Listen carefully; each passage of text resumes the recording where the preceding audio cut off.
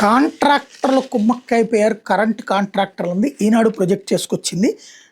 ట్రాన్స్కోలో ట్రాన్స్కో 29 పనులకు వేరువేరుగా పిలిచిన టెండర్లను పోటీ లేకుండా దక్కించుకునేందుకు కొందరు కాంట్రాక్టర్లు హైదరాబాద్లో కొద్ది రోజుల కిందట రహస్య భేటీ అయ్యారు. దీనికి 20 మంది కాంట్రాక్టర్లు హాజరైనట్టు సమాచారం. ఈ వ్యవహారంలో మంత్రికి అన్నీ తానే చక్కబెట్టే ప్రైవేట్ వ్యక్తి మరో మంత్రి కుమారుడు కీలకంగా వ్యవహరించినట్టు తెలుస్తోంది. టెండర్ విలువ మీద అధిక ధరకు బిడ్లు వేసి లబ్ధి పొందాలని ఏకాభిప్రాయానికి వచ్చినట్టు సమాచారం. సదరు మంత్రి కుమారుడు విద్యుత్ పన్ను కాంట్రాక్టర్ కావడం గమనార్హం. ఏపీ ట్రాన్స్కో వారం వ్యవధిలో 1600 కోట్ల విలువైన 29 పనులకు టెండర్ పిలిచింది.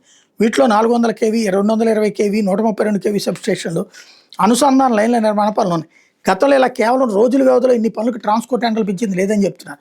ఎక్కువ పనులకు ట్రాన్స్కో టెండర్లు పిలిచింది, వాటి పంచుకుందాం, ఎవరు ఏ పనికి బిడ్ వేయాలని మనమే నిర్ణయించుకుందాం, బిడ్ ఆమోదం పొందేందుకు వీలుగా పోటీ బిడ్లు ఎవరు వేయాలనే దాని మీద ఆలోచిద్దాం, దీనివల్ల అందరికీ లబ్ధి చేకూరుతుందని చెప్పి వీళ్ళందరూ మీటింగ్ అయ్యారని చెప్తుంది. పేరు రాయడానికి ధైర్యం చాలలేదు.